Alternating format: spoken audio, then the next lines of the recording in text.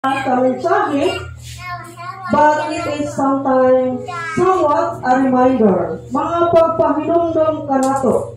Kay hapit na mahuman ang tuig, magsugod na punta o bagong tuig. Kung atong evaluate ang ato ang dagan sa ato ang kinabuhi ining tuiga. Kumusta? Isuon. Okay lang? Nagdagan-dagan hapon, madusmo man, mapandol man, padayon gihapon sama sa gingon sa awit, tindog lang, tuhod mo paphainan. So running the race of faith, dagan sa lumba sa pagtuo. So ang atong text makita nato sa Hebrews chapter 12, verse 1 down to 3. Atong basahon pag-usab mga igsoon sa English na pinulungan. Nagingon sa dinha, therefore, since we are surrounded by so great a cloud of witnesses, let us throw off everything that hinders and the sin that so easily entangles us. And let us run with perseverance the race marked out for us, fixing our eyes on Jesus, the pioneer and the perfecter of faith. For the joy set before him, he endured the cross, scorning its shame, and sat down at the right hand of the throne of God. Consider him who endured such opposition from sinners, so that they will not grow weary and lose heart. So, again, running the race of faith. Dito mga igsoon sa pagsalmot sa lumba, muagigad na siya o trainees. O kinsa may nisalmot sa lumba nga na ay daghang dala. In any form of race, sa bisan sa klase nga lumbaan ay ba nagkaon, lumbaan ay ba naog, unsa diha, kinsa ba inyong nakit-an nga na ay daghang dala, na ay bagay ba ginabitbit? Doon na ba? Bisan ka ng mga lumpa sa motor, parang pahinayay, perdigana, pahinayay, wala kong kinakit-an, nga doon ay gibit-bit o doon ay kidala. Ha? Kabisan ganay sa ato ang paglakaw, kung doon na tayo bit-bit, maglisod ta. Nang normal lang na ito kalakaw ba, daghan tayo bit-bit. Lisod, no? So sa pagsalmot sa lumba, kinahanglan, doon na ginagiyay criteria. So diha sa ato ang passage na gingon, throw off everything that hinders and the sin that easily entangles us. Buhian, ibutang, ilabay, huwag tangon ang mga butang nga makablak sa ato ang danan. O hilabi na ang mga tala nga nakahawit ka nato. Kay mauna mga igsoon ang inundan na dili pa makapadayon. So, sama ka na sa larawan. In every race, nagyod na uniform. Required na nga naka-rubber shoes. No? Kung basketball ka, kailangan lang naka-jersey. Dili pwede nga magmaong. Dili pwede nga magpantalon. Kaya mag-isod ka o dagan-dagan. Pwede ka anak ma-injury, labi na kuot ang imuhang isuot. So, sa picture, sakit anak ko nga ay wearing parang salina gyud na angay na isuot. O wala sila yung mga baggage na gibit-bit. No?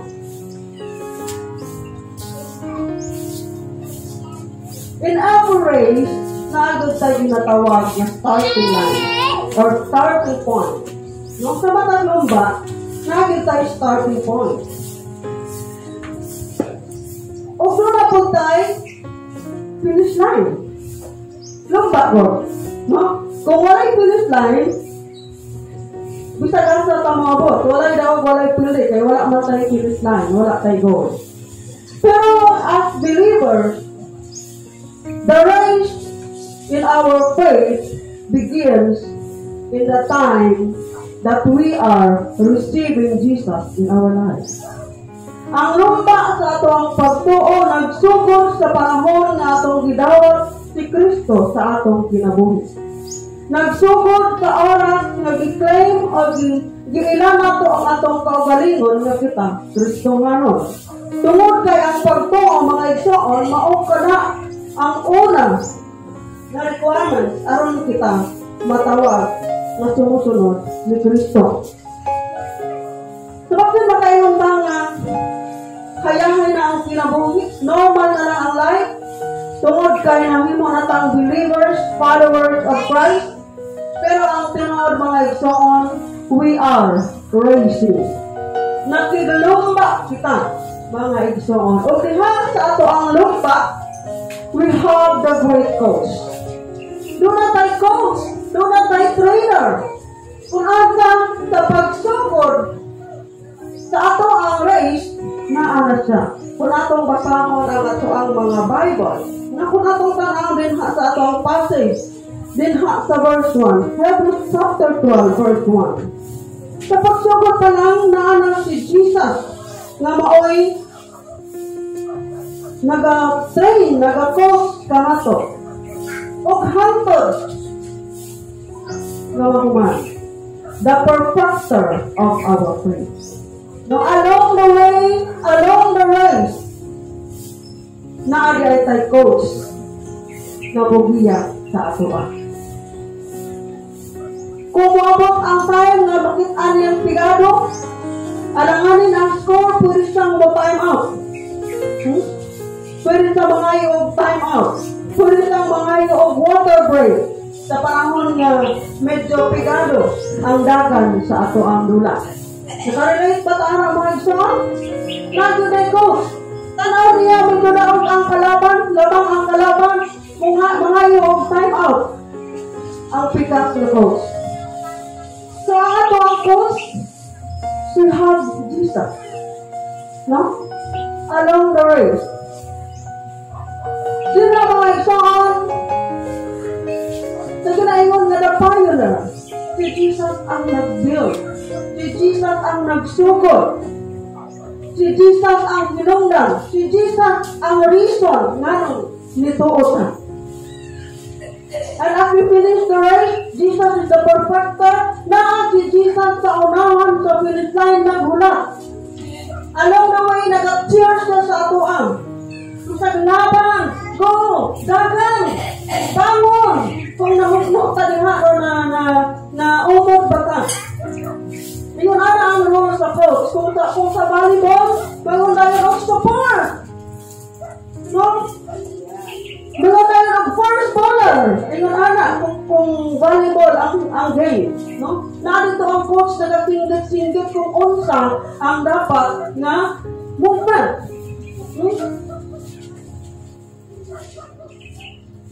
But sometimes, dinha sa ato ang lumba, doon ay mga obstacle. Doon na tayo ginatawag na foul. Diba? Masikhan ta? Na ay mga foul. O sa man ang role nga nang doon ay mga obstacle. Lumba eh. This is to distract. Obstacles are distracting us. Pamaagi sa kaaway, aron dili ta mudao.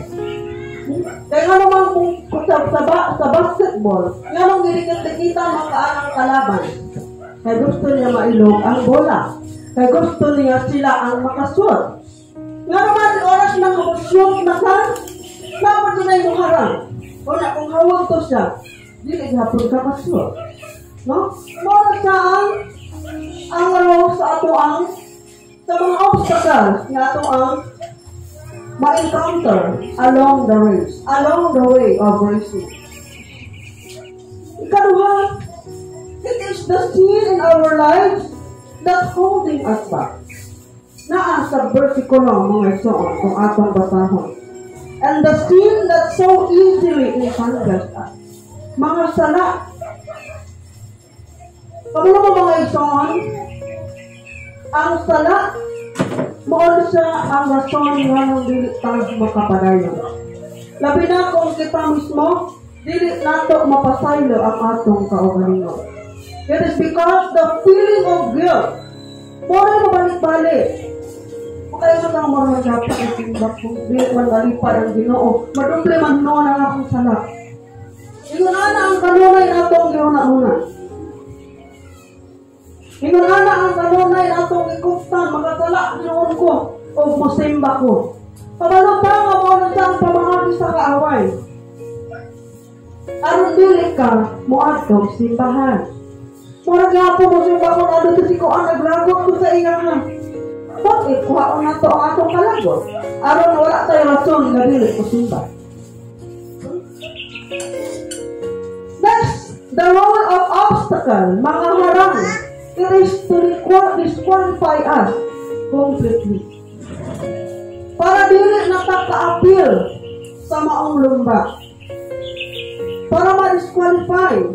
So, since we are running the race of faith, unsa mo itabo kung ma-disqualify ka? Ha? Unsa ka ang sitwasyon kung ma-disqualify? Ang usa ka magtotoo, kasalmot o musalmot sa lumba, sa pagtuo. Backsliding. Di na gud ka ganahan, di na gud ka qualified. Nibalik na gud ka sa dati nimo sinuhatan. Okay? So, there are many types or many kinds of obstacles. Dinha sa race, labi na akong mga marathon, kayo ba na na-park dito nga mag-shooting, mga magtubig. So, dinha sa atong picture, duha lang ang atong ikuha. So, na mga obstacle na kinahanglan ni mong ikamang. Doon na po yung mga obstacle na kinahanglan ni mong ilokso.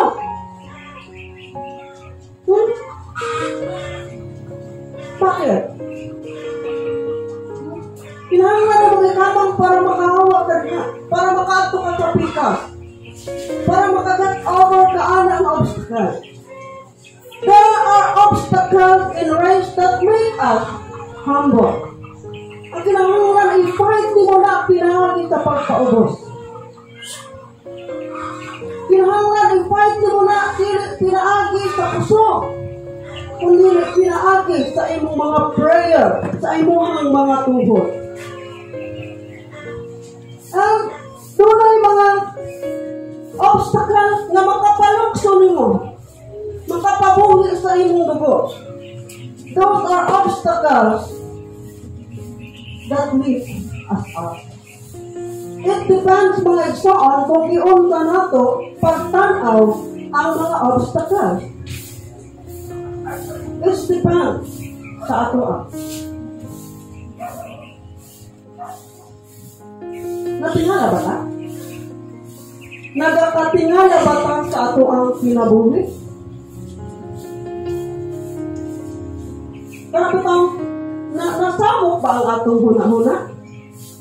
Napaisip ka ba? Kung ano man to siya, oy, kung ano ba tayo yung kinabuhi? Ha? We are wandering and tiring. Bakit walang progress ang buhay ko? Bakit walang progress ang aking pananampalataya? Nganong walay progress sa among simbahan? Nganong maghihapon? Nganong naghapon ni pastor? Nganong maghihapon ni nanay Chita? Nganong maghihapon ni nanay? Nganong maghihapon ni Sis Michelle, ni Sis Grace, ni Sis Cory?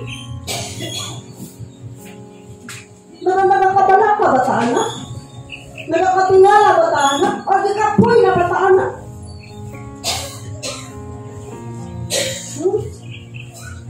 Maybe we are not aware that we are in a race.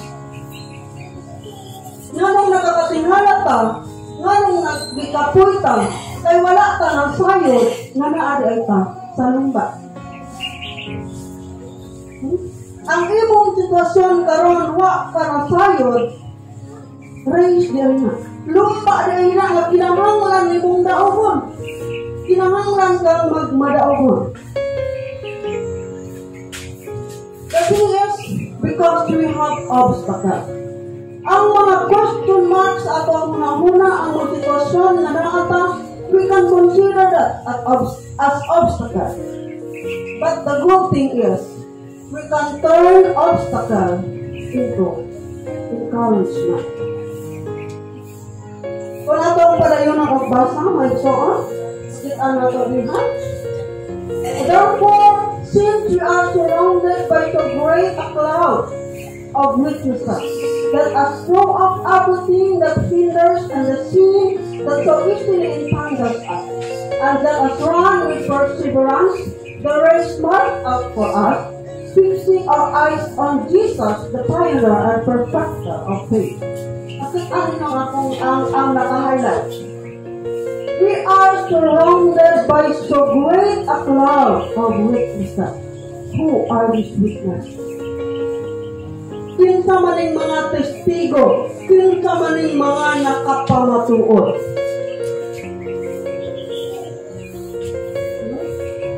Ang mga tao bang wala at atong palibot karon?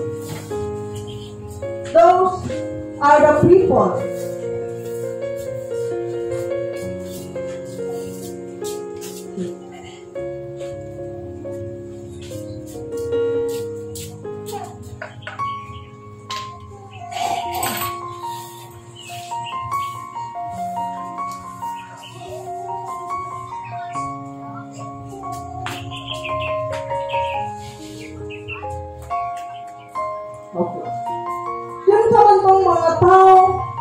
nakatestigo, naka-witness. Those who are considered the great cloud of witnesses. Sinatong mga tao nga nagmadaogon na. Sinatong mga tao nga nagmadaogon na those who triumph in reaching their goal through their focused faith and trust in Jesus. Sinatong mga tao nga napatunayan na nila nagmadaogon na dinha sa ilahang lumba, pinaagi sa ilahang pagtuo, focused faith, pagtuo nga nakatutok kang Kristo, o pagsalit sa Ginoo. Kinsa man sila? We have here Moses, Sarah, Rahab, Esther, David, Jonah, ug daghan pa. Kung pamilyar ta sa istorya ining mga tawhana, kung ako kining basahon din sa Old Testament, sila itong mga tao nga dili perfect. Sama na to tao nga makasasala. Doon ay mga past na dili yung qualified at tubangan sa Ginoo. Dili yung qualified na mahimong magpadaogon sa lumba sa pagtuo. But since they have faith, they trust in God. Kailan ta kang Moses? Bala na to si Moses katuring bata nga gibutang sa rasket. No? Katong gipaanod sa sapa. Pero the great thing, ang tala nga nahimo ni Moses, ang tala, gipatay niya ang iyahang, gipatay niya ang usaka Egyptohanon. Before sa gitawag sa Ginoo. So Moses was a criminal. Si Sarah dugay kayo siyang nagpaabot na makaangkon o usa ka anak. Si Sarah was a victim na ginuiban sa iyang bana. Nakabakot term? Niloko sa kanyang asawa. But still, nakaanak sa nga tigulang, naging kaayo, usa pa siya nakaanak. Si Rahab, kailan anak?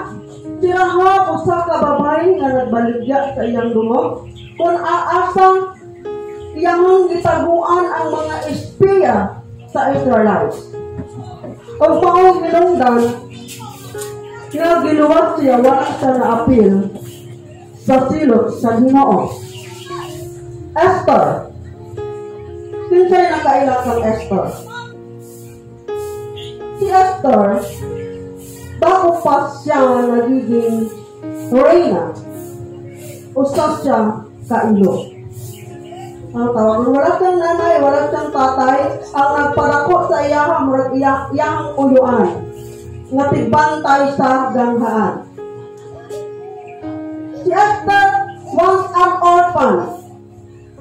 Wala siyang mama, wala siyang papa, pero nangimo siyang reyna. O ginawas niya ang iyang mga kabanay na Israelita. Next one, we have David. Background ni David, usas siya ka magbalantay sa kariyero.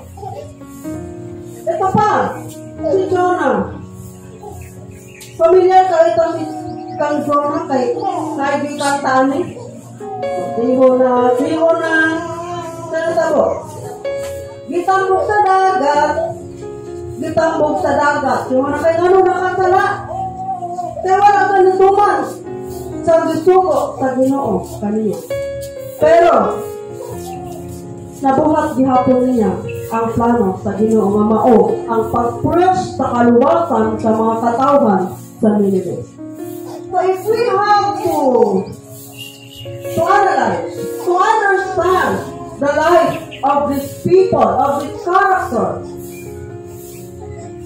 kung mga dili man kung sila mga perfect ng daan, dili sila qualified ng daan, pero i-qualified sila sa Ginoo tungod kay na sila pagtuo o pagsayo.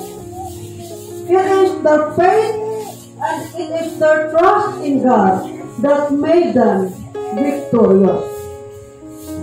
It is ang ilang pagtuo nakit-ang sa ilang buhat, dili sa ilang istorya. So since we are surrounded by so great a cloud of witnesses, kita karon mga igsoon, dili ta lahi sa ilaha. Wala tayong pinagkakaiba sa kanila. Kaya parehas sa madunay pa sa mga kaungingon. And we are running the same race as those who triumph in reaching their goal through their focused faith and trust in Jesus. Mura gihapon nga lupa, mura gihapon nga dagan ang ato ang gisalmutan karon. We are racing the same race. Oh?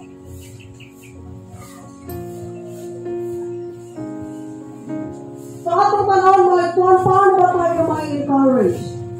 Paano ba tayo magiging triumphant katulad ng mga taong binanggit? Since we are surrounded by so great a cloud of witnesses, kung saan man nato nga wabot ang panahon niya katong silang mamalakpak kay malipayon na nakit-ang kanila na nagmadaogon usab sa Manila. Paano? It is by fixing our eyes on Jesus, the pioneer and perfecter of faith. Paano ba yun? Focus! Fixing our eyes on Jesus. Tanaw sa Ginoo. Tanaw kang Jesucristo. Paano ba? Verse 3. Consider him who endured such opposition from sinners, so that he will not grow weary and lose heart. Hinumdumi siya nga nag-antos, no? Nag-take niya ang blame. Aron dili kita maluya. Aron dili kita mawalan o pagrao. Remember the great things that Jesus has done for you and me. For us not to grow weary and lose heart. Kung sa rason nga nang nahimo to, kung sa rason bakit nagawa yun, bakit piniis lahat ng mga paghihirap. Verse 2. For the joy set before him, he endured the cross, scorning its shame, and sat down at the right hand of the throne. naka-highlight mga igsoon for the joy set before Him. Wala gingon din ha, for the joy with Him. Diba? Wala gingon din ha, for the joy with Him, for the joy behind Him. Ang kalay-kalainan. Kundi ang ingon for the joy set before Him. Ang kalipay na atua sa unahan. Wala ingon nga ang kalipay niya karon. Ang kalipay na atong natagamtaman karon wala ingon. O wala ingon ang kalipay niya atong niagi. Kundi na ang kalipay unya sa unahan kung kita nagmadaugon. Unsay rason? Bakit? The joy set before us, it is the prize. Claro? It is the prize. Ang kalipay, mao ka na ang ganti. The joy that set before us is the prize.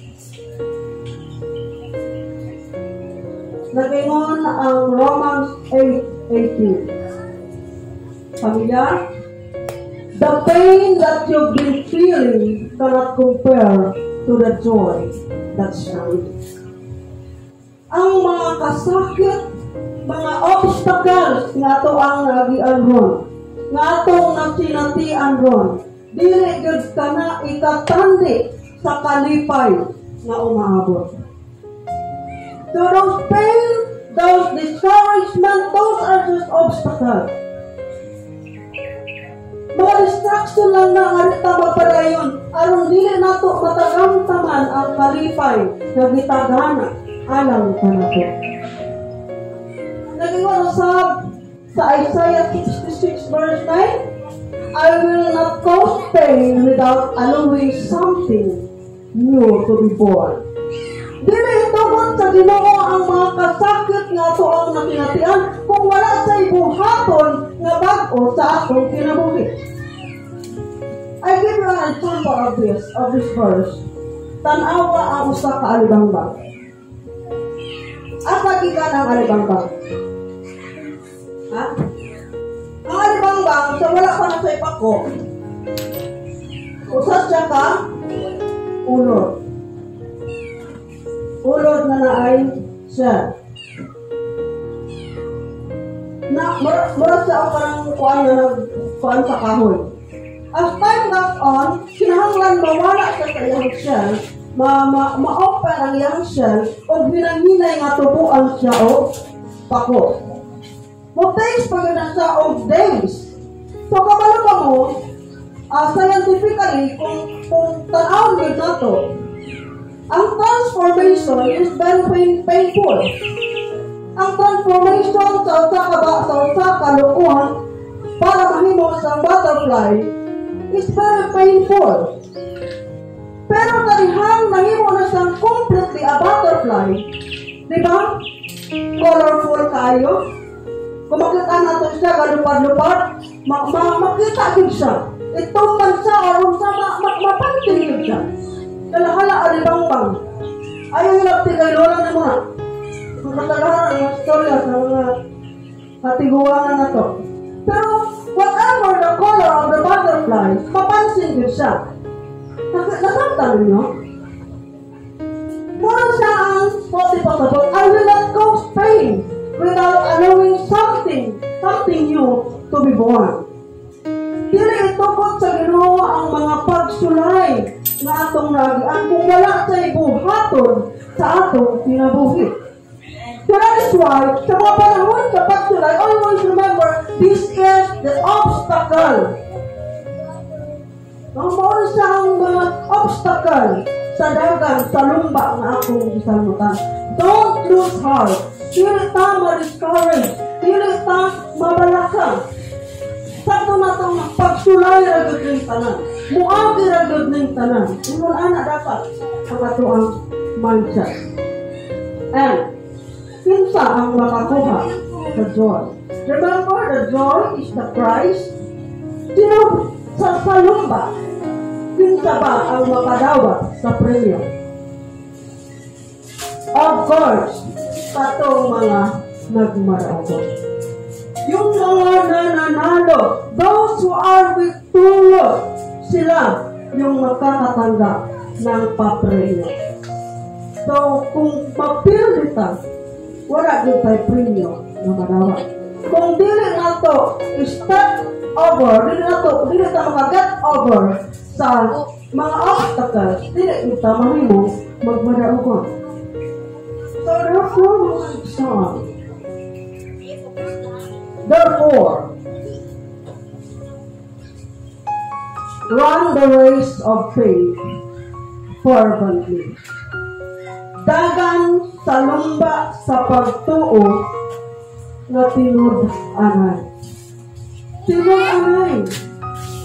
Di kang yun sa kinailad man sa imong kasing-kasing. Dili lang sa tumoy sa imong dila. Kaya din ha sa dagan sa lumba, grabe. Grabe yun ang mga hindrances. Grabe yun ang mga pagsulay. So din ha, sa 1 Corinthians chapter 10 verse 30. God is faithful. He will not let you be tempted beyond what you can bear. But when you are tempted, He will also provide a way out so that you can endure it. Ang ato ang Diyos matinod-anon. Wala ginayon na to, wala tagi-tagaan o pagsulay kung dili na to kaya. O kung nasulayan man ta ang Ginoo mangitag pamaagi, aron makalintawas tan-anan. Whatever I'm struggling right now, mayroon kang pagsulay regularly, kaya na ko ni. In running the race of faith, we have that running course. We have that running course, mga kapatid.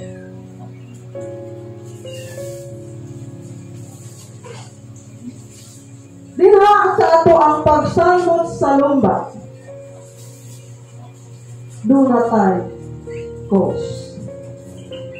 Tama sa akong gingon kagaling na along the race we have that running course. Who is Christ Jesus? Nato makitaan sa Colossians chapter 1 verse 18. He is the head of the body that serves. He is the beginning, the firstborn from the dead, so that in every way He should be supreme. Siya ang una sa tanan. Remember that, ang ato ang coach, siya ang una sa tanan. Siya ang ulo sa lawas, na maong ang simbahan. Siya ang panganay. He is the first of everything. He is the best trainer. He is the best coach. He is the best champion. Champion of the champion. Mauna ang imong coach. Mauna ang akong coach. Mauna ang atong coach. And if you are trained by the best coach, mapildi pa ba ka? Kung ang imong trainer hawod, kung masalmot ka sa boxing, imong trainer si Pacquiao, nga noong nag-isang in a boxing, napapag-sounds yung magmadaubon. Tungkol kay i-train ka sa trainer sa tanan. Tapos po ay mga kapatid, mga igsoon, there is no reason for us to be a loser. Just run the race of faith fervently. Tinud-on nato ng dagan nga atong gisalmutan. Ibilin nato itong mga makapahinay sa ato ang dagan. That slows us down. Kumusta mga igsoon? O dito na human ang ato ang istorya. Kumusta ang atong kinabuhi karon? Kumusta ang ato ang dagan?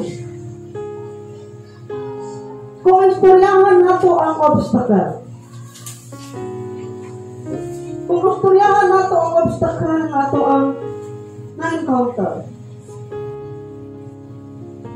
makaingon tausahay, dali na lang yun siguro ko tama. Kanang mawal ang tao paglaong tungod sa kadako sa mga nakaharang. sa ato ang pagdagang. Nakalimutan og focus kung kinsa ang ato ang host. Nakalimutan og fix our eyes sa pioneer and perfecter of our faith. So that is why that sana nga wagtahon nato ang mga butang na makahawid sa nato.